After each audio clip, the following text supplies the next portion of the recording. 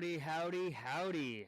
Welcome to the Cowboy Coach Podcast, where we share stories, experiences, life lessons, and basically BS to find some sort of take-home message that we can all apply to our personal and professional lives. This podcast is to help you take back the reins of your story so that you can create the life that you want to live.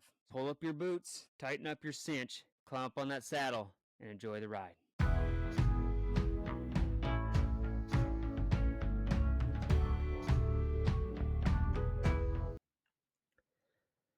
Howdy. Welcome to another episode of the Cowboy Coach Podcast. I am your host, Jon Anderson, aka the Cowboy Coach. Wanted to share something with y'all. If you've been listening to me, if you know me at all, or you've been listening to me, I believe that life gives you lessons. Life teaches you or reflects back to you what you need to learn. Okay, and it's no different with horses. I'm a big believer of a horse will reflect your energy. A horse will reflect the mood you're in, and the horse will teach you things that you really need to work on. It's funny how horses in life and they introduce you to concepts. They introduce you to lessons that you probably need to learn. Okay, and I'm going to explain this. I've got a few stories I want to share with you today, and I'm going to try to make this. I'll try to shorten up my story so they don't drag on. Okay, but it's really interesting. I've done some reflecting in the last few days, and it's just interesting. It's just interesting how life just kind of shows you things that you need to work on. So, for instance, I've been reflecting on a few of the horses that I've been working this summer. Okay, in the last episode, if you missed it, I shared my little experience with this pony, right? And it's interesting, you know. I'm working this pony, and this thing keeps coming up with me and the pony, and I'm working this other horse, and I'm going to share a story with that. And this thing keeps coming up. The same thing keeps coming up with this horse, and another horse, you know, that I've had for a few years. It's my own horse. Keeps coming up with her too, and it's interesting. And so I was reflecting on this, and it was just interesting. And so it doesn't really come in a story, but an example. Okay, so I've shared with you probably the first or second episode. I shared with you that when I'm working a horse, the first thing I do is I establish the leadership. All right, and how do I do that? Is I establish leadership through speed and direction. Okay, and once you establish speed and direction, you kind of got them broke. You kind of got them working with you. Okay. Well, what happens is as you progress in the training, like you progress in your leadership, and then it's not just it still comes down to speed and direction, right? But you fine tune it, okay? And so I got this horse, and the horse was actually brought to me, and I was supposed to work it. I was supposed to train it, put 30 days on it or so, or kind of get it ready for this roper to take it, and then start teaching it how to rope. Okay, and so I'm working this horse, and I'm taking my time because this horse is really like flighty, he's really catty, not really like, well, maybe kind of spooky, I guess you could use that a little bit, you know. So I'm taking my time, and if you've worked horses for any kind of extended period of time, and you're getting a little bit older or more mature, you figure out the more groundwork you put on this horse, typically the better they are when you get up on the saddle. Okay, they typically don't throw you much fit, or they don't buck. Okay, so I spend a lot of time on the ground with this horse, and this horse is no different, because when I first put the saddle on, he bucked real hard. Okay, and so I took my time. You know, I got him comfortable with the saddle and tarp and desensitized him to a bunch of different things, you know, before I climbed on. Okay, and so he was pretty good, going pretty good. I climbed on, and he went really well. Offered to buck a little bit, and a couple times he bucked pretty good, but nothing too bad. Okay, so the groundwork paid off for the most part. I could have maybe done a little bit so he didn't buck. But some horses, they're just gonna buck. Okay, and sometimes it's good because then they realize that, oh, I can't throw the rider off. He's gonna stay on. So then it kind of discourages them to buck. Okay, so anyway, so I'm working this horse, and he's actually going really, really well. Right, like going really well on the ground, and he's starting to go really well on the saddle. Okay, when I'm on top of him, and I'm really enjoying this horse, and I kind of get excited to work him every day because he's just really progressing. He's smart. He learns quick. Okay, and I'm just really liking him. I'm liking him a lot. Okay, but I did notice, and this goes for all horses. Okay, it's not just him. This goes for every horse that I've worked. Okay, but this year it's been happening. It's been coming up more and more when I'm working horses, whether it's outside horses or it's my own horses. But what I did notice is when I'm working this horse is a little bit herd sour, like a lot of horses are. And typically that means I just haven't established the leadership yet to the level that I want, so he's looking for other horses for leadership, for guidance, right? And we've got horses all over the farm, different pastures, and I'm working this horse in the round pen, okay? He's going pretty good. But then all of a sudden, like in the background, like, I don't know, a little ways, a couple 100 yards in the distance, some of my other horses start like running around in the pasture, and they catch his eye. Okay, and so like he went from going really good, really responding to me very well, like going through the all of the cues, and I'm like super happy with him. I'm like almost giddy because I'm like, this is so fun. He's like easy to work. He's just soaking up everything, right? And then as soon as the other horses catch his eye, they captured his attention, and then he got a little bit rough. Right, he got a little bit hard. He didn't really want to move in the directions I wanted him to. He's a little bit slower. He wasn't as light. He wasn't as responsive to my cues. Right, and I was kind of fighting for his attention. I was kind of like, "Come on, buddy, let's go," And I kind of had to like get after him a little bit to get his attention. But then once I got his attention again, and a lot of times what happens is what I do to get their attention. If a horses get distracted, like I said, this is common for a lot of horses. Okay, but if I lose the horse's attention and he's distracted by something, whether maybe it's on the trailer, or maybe it's something on like out in the distance, like other horses, right? But when I lose the horse's attention, I change direction and I change speed. I go back to the basics, right? And I ask him to do things, and I don't let him get bored. I don't let him think about anything else other than what I'm asking him to do. Okay. But what happens is sometimes when they get distracted like that and they notice other horses, it's hard to get their attention back. So I'm moving them. I'm trying to ask them to do different things, a little bit quicker, be a little bit more responsive. Like, come on, let's go, buddy. And try to get his attention, his focus back to me. And it was a little bit hard, but once I got it, and then he started going good again, right?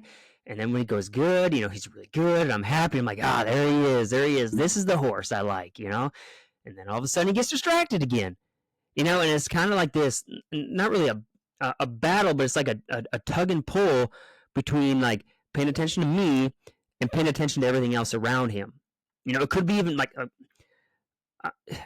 my round pen's out at my dad's place, right? And so I work on my horse in my dad's place. He's just got a better setup, and right next to the round pen, there's a bunch of cats. I mean, he's got like 30 cats. And it's ridiculous, okay? But sometimes those cats fight, okay? Right next to the corn crib, it's a corn crib, it's kind of like the cat house, I guess you could call it. And sometimes those cats, they fight, and they make a lot of noise. And then when that happens, a lot of times the horses will get distracted, and they'll lose focus on me, and then they'll focus on the cats, And then I got to work, and I got to move direction, speed constantly and quickly to get his focus back on me.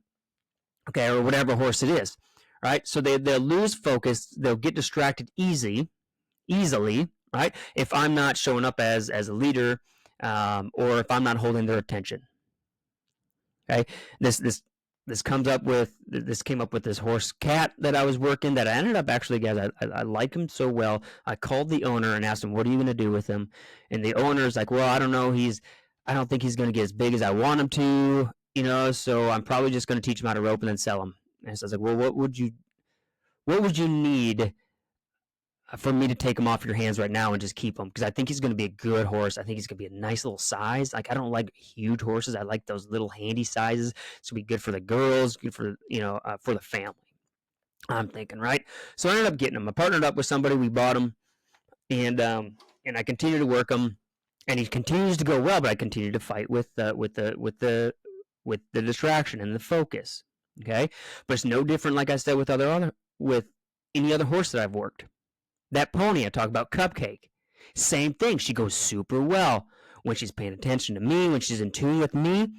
But if another horse comes by, or the cats start to fight, or a dog comes by, all of a sudden the focus goes there, and then I'm reeling to get her focus in, and it is hard to get it, because all of a sudden she's distracted, and then she kind of has a mind of her own, like all horses do.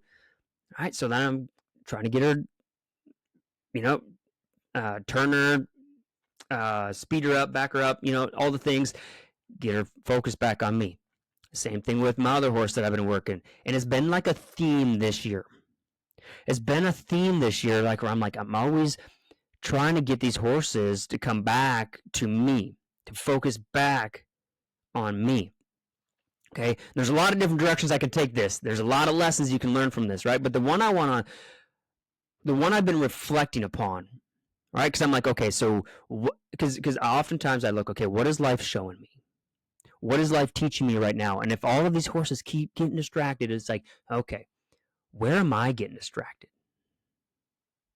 Where am I losing my focus? Right? Because I sometimes I can have an attention span of a squirrel. Okay? And I can see the next shiny object, and then all of a sudden I'm like, oh, let's go that way. Or, oh, let's go that way. Oh, an opportunity there? Oh, cool. Oh, another opportunity here? Cool. Right? And I'll kind of shift all the time, right? And then I wonder, like, why am I not getting momentum in certain areas of my life? And it's because I keep getting distracted. I keep losing focus, right? Because I'm trying to do all these other things. I'm trying to do 101 different things, capitalize on 101 different opportunities, right? When I probably just need to focus on a couple, 2, 3, 4 things in front of me rather than everything. Okay.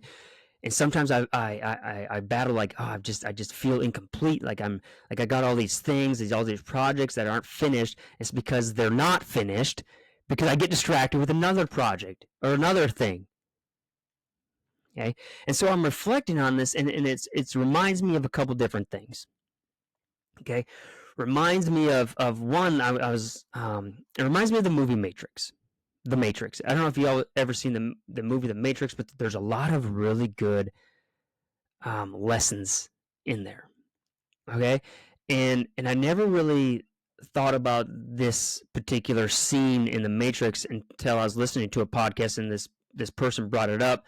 Alex Hormozy. If you haven't listened to Alex Hormozy, YouTube him. He's got a great podcast. He's got a great YouTube channel.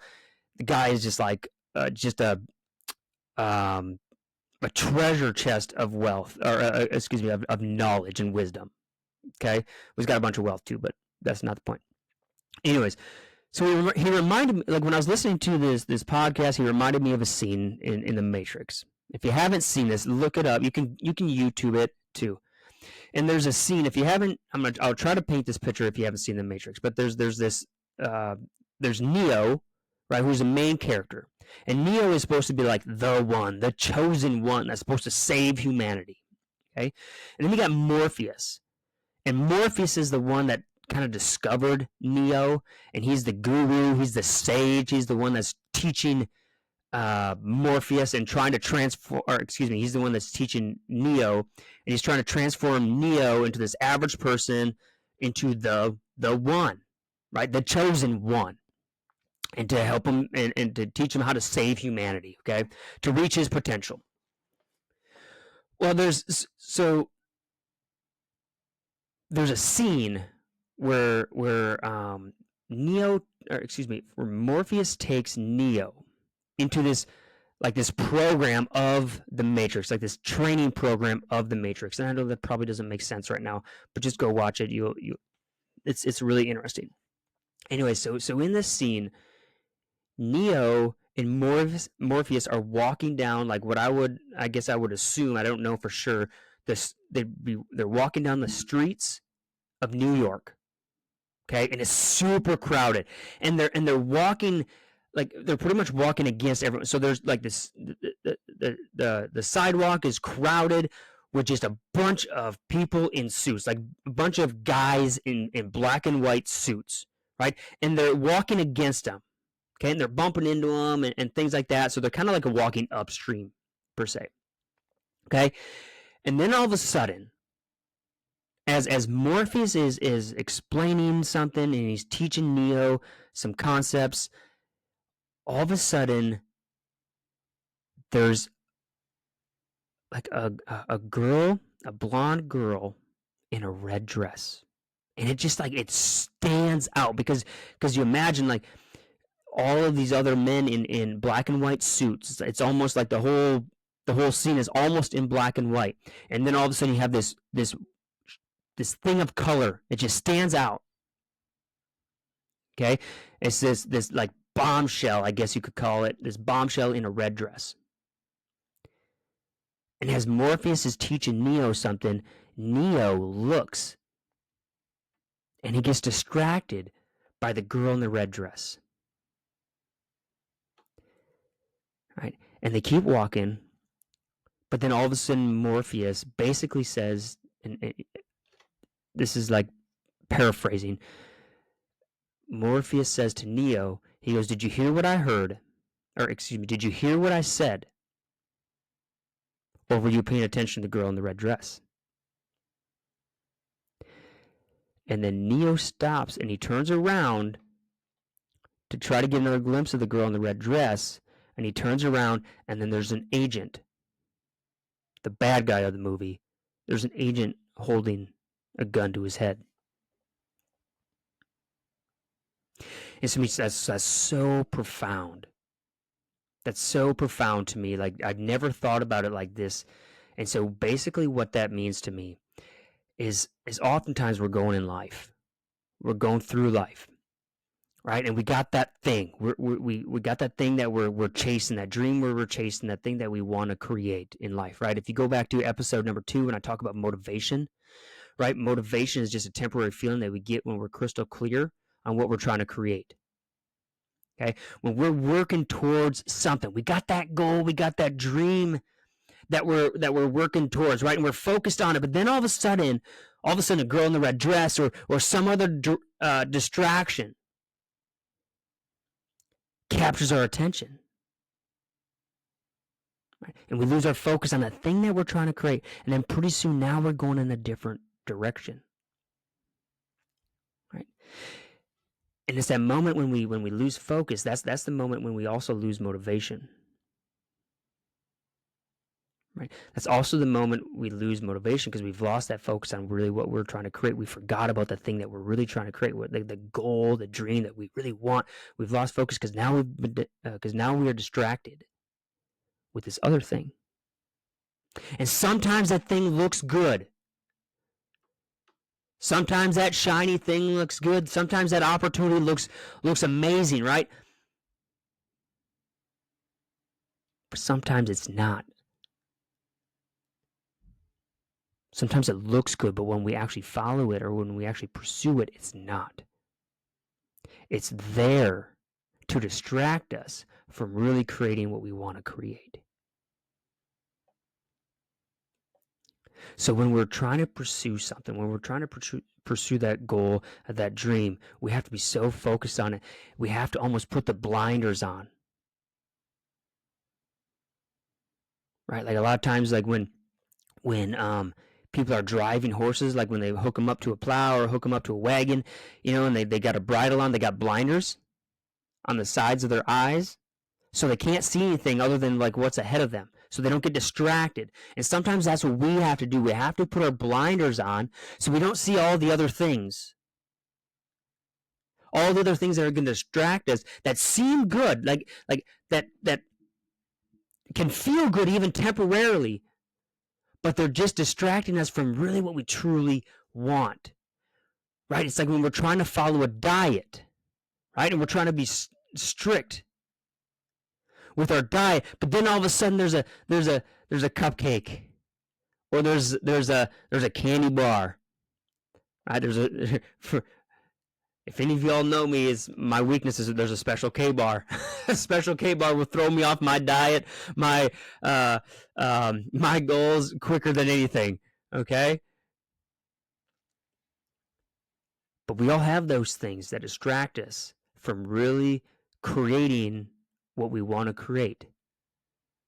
Okay? We lose focus on what we're trying to create, and we got to put our blinders on. It's like we take off our blinders, then all of a sudden, oh, squirrel. Right? We got to keep our blinders on, because the things will distract us. And as soon as we get distracted, that's when we lose focus. And then what happens, right, when we lose our focus, right, we lose the motivation. We lose that feeling of motivation, right, to create the thing that we want to create. And we wonder why. It's like I had so much motivation to hit this goal, to work on this dream. But I don't know what happened. All of a sudden I lost all this motivation. Well, it wasn't because you lost motivation, it's because you got distracted. You got distracted by something else.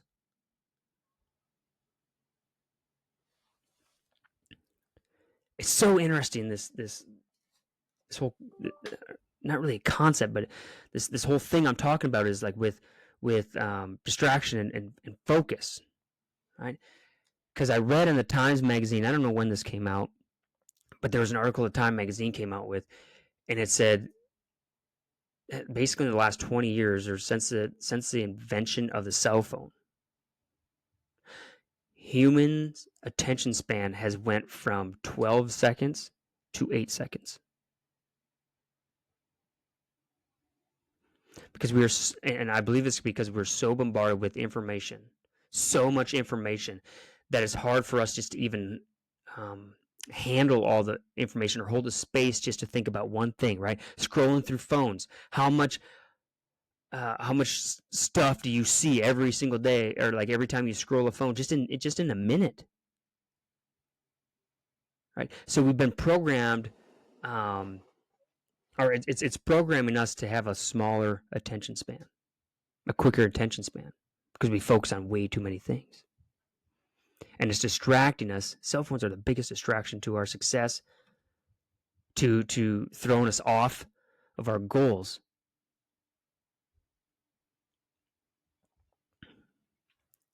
What's really interesting is that article said that a goldfish, has an attention span of 9 seconds. Now, I don't know how they measure that. I just read it in Time magazine. That means that we have a shorter attention span than goldfish. That's wild. That is wild. Distraction is the number one thing that causes us to bail on our goals. We get distracted by all the other things. I'm gonna share a story, because distraction, or the lack of focus, prevented me from capturing a long life dream that chances are, and I've really got no ambitions to fulfill that dream anymore, but it prevented me from fulfilling my dream. See, when I grew up, my family went to the Clear Lake, the Crystal Springs Ranch Rodeo in Clear Lake, South Dakota. It was like the big rodeo in our area. Everybody went there, right? It's such an awesome rodeo. It's in the middle of this pasture. It's like a drained duck pond. They drained the duck pond. They put an arena around it, right? And they've had this rodeo now for like 70 some years, like almost 80 years. Okay. And so since I've been young, we've been going to this rodeo, right? And because it's in the middle of the pasture, they allow you to go camping in the pasture. So you can camp at the rodeo. So since I was young, we've been camping in the pasture of the rodeo, right? And then we go to the rodeo at night, okay? And we stay there, and do all the things, right? So it's a big deal in my life. Big part of my childhood is kind of revolved around the rodeo, and that's where my passion or my dream of becoming a bull rider started. Because when I first went to this rodeo, it was my first rodeo I went to, I believe. And I saw these bull riders riding these bulls, and I was like, oh, that's so cool. I want to do that. And ever since that first rodeo, that was my dream, is to become a bull rider. And so fast forward a number of years, I became a bull rider, right? I started riding bulls, and I had the opportunity. It finally worked out where I could enter up in the Crystal Springs Ranch Rodeo. And so I entered up. It was a Thursday night. It was Tough Enough to Wear Pink night. It's like one of my favorite nights. It was a kickoff. It was the first day of the rodeo. It's Tough Enough to Wear Pink. My whole family was there because we still camped there, right? My family still camped there. We even had like our little section that we always stayed, because you're literally just sitting on the side hills. You put up a tarp, right? You sit on some chairs, right? And that's how you watch the rodeo. So we have our little section. So I entered up in the rodeo. I drew for Thursday night. Also found out my draw. The bull that I drew was none other than Crystal Springs Peach. It was the bull of the rodeo. This bull was named after this particular rodeo. They even have a mascot of this bull at the rodeo that walks around. Okay? And I drew that bull, NFR bull. If I rode this bull, probably going to win the rodeo. Probably going to get that championship ring. They don't hand out buckles at the rodeo. They hand out rings. And not only did I draw the best bull in the pen, the one that if I rode would darn near guarantee me a payout, right? Darn near guarantee me a win, okay? That bull was going to buck out of the chute that was literally 20 feet from where all my family and friends were sitting. And my family and friends, they made signs and everything, and it was like, go John, or whatever, all the other signs, And so the rodeo, like during the rodeo, right? Like and the rodeo's going, I'm getting warmed up, I'm getting loose, I'm stretching, getting ready to get on this bull, right? And they start bucking out bulls, and they buck them out, and they buck them out, and they buck them out, and then pretty soon my bull gets loaded in. And wouldn't you know it, underneath the lights, with all my friends and family there, cheering me on, this bull was the last bull that bucked out. You literally couldn't have painted a better moment. The night was perfect. The lights were perfect. Everybody was cheering on with anticipation. Like my dreams were being fulfilled in this very moment. A buddy of mine, one of my best friends, I asked him, because this was a kind of a big rodeo for him. We both grew up wanting to ride in this rodeo. And so I asked him to pull my rope. Pull my rope means basically just tighten it up, hold it so I can warm up my rods and then tighten it up so I can tie it on and take my wrap. Okay? And everybody's cheering.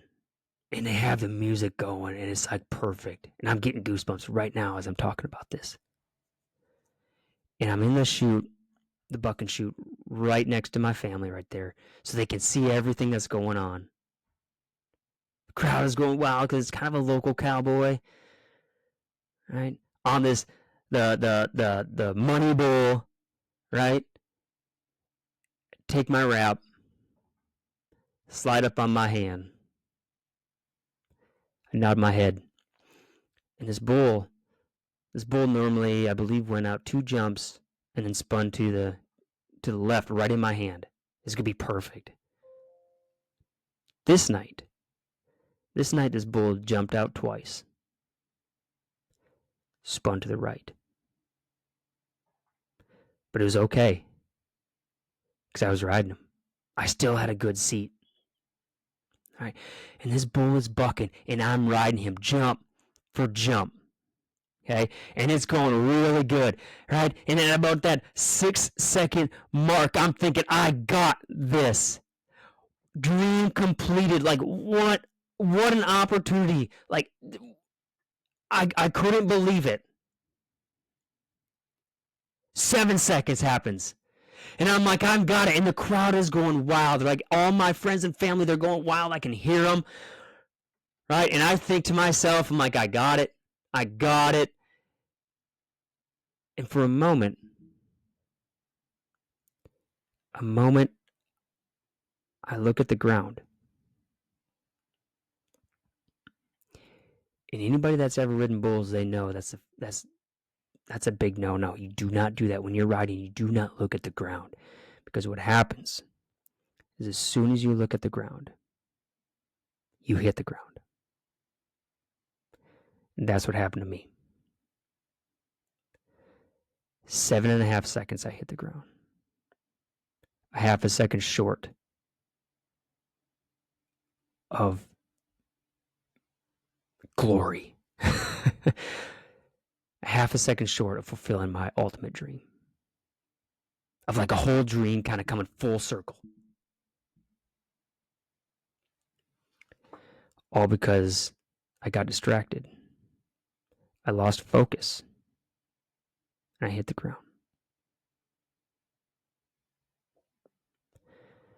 See, that's what happens when we let ourselves get distracted, when we don't put those blinders on, when we lose focus of the thing that we're truly trying to create, is we end up hitting the ground. A lot of life lessons I learned from that moment. Focus is probably the biggest one.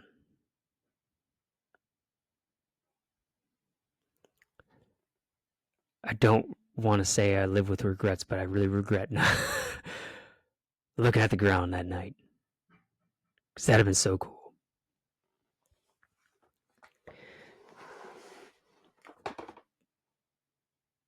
But distraction creates a lack of focus. And it deters us from what we are working towards, from what we are really trying to create. It prevents us from really accomplishing that dream and that goal. Or at least if it doesn't prevent us, it sets us back a ways.